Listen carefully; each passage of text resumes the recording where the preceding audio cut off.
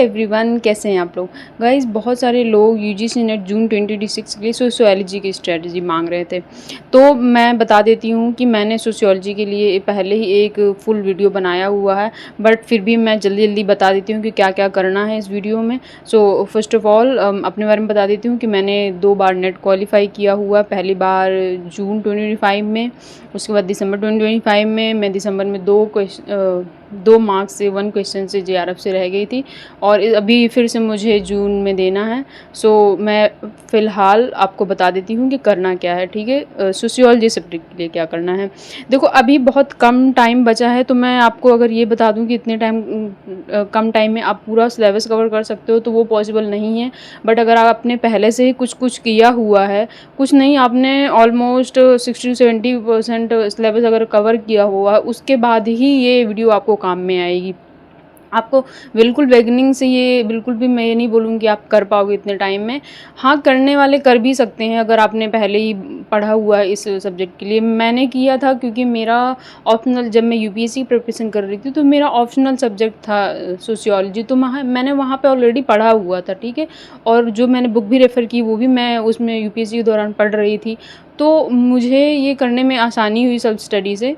But हाँ, लेकिन मैं आपको बता देती हूँ कि आप अभी इस वक्त क्या क्या कर सकते हो, ठीक है। तो आपको पहले क्या करना है कि आपको अंतरा मैम का जो यूट्यूब चैनल है वहाँ पे फ्री में वीडियो दी हुई हैं।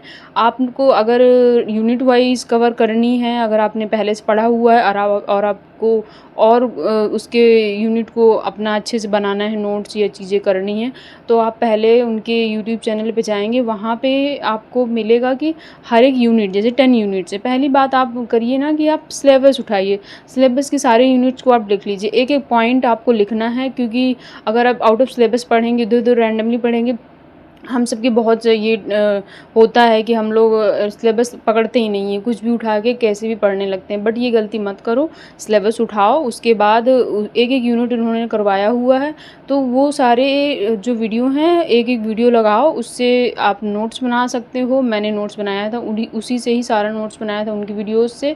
एक बार देख लो आप वीडियो, सारे नोट्स बना लो, ठीक है। और उसके बाद दोबारा उन्हीं वीडियो को देखो। दूसरी चीज़ क्या करनी है कि प्रीवियस ईयर क्वेश्चन के लिए एक मैंने बुक यूज़ करी थी।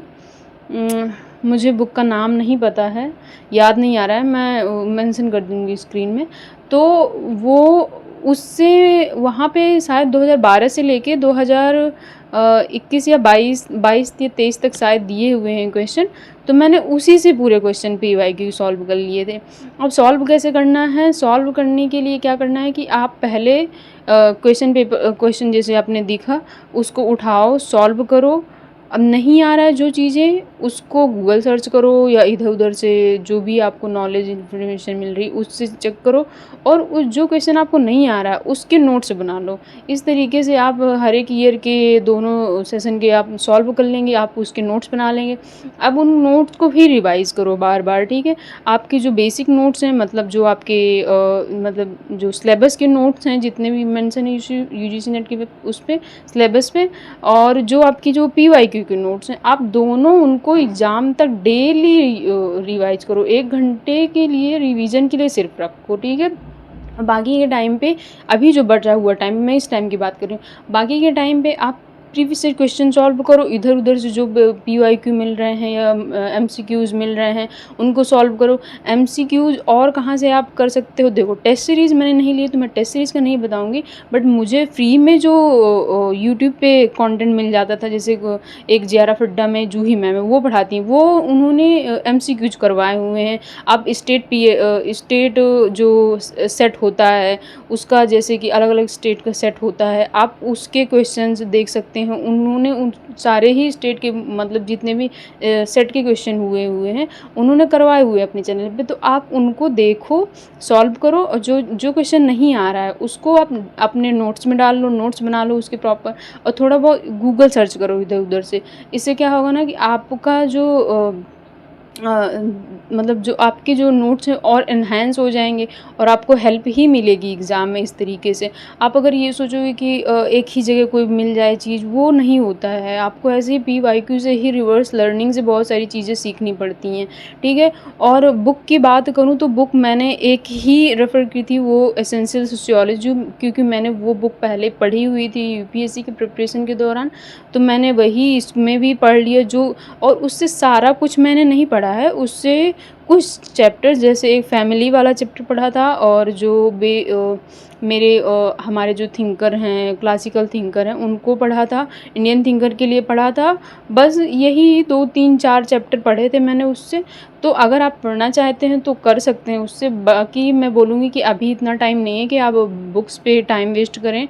आपके पास जो नोट्स बनाए हैं और आपने जो अंतरम चक्रवर्ती मैम की वीडियो हैं, आप उनको ही बार-बार देखें, प्रीवियस ईयर क्वेश्चन लगाएँ बार-बार, और उससे जो आपको चीज़ें जैसे लगाएँगे तो नॉलेज गैप लगेगा, आप उसको फिर गूगल सर्च करें, फिर उसको नोट्स में ऐड करें, यही करना है।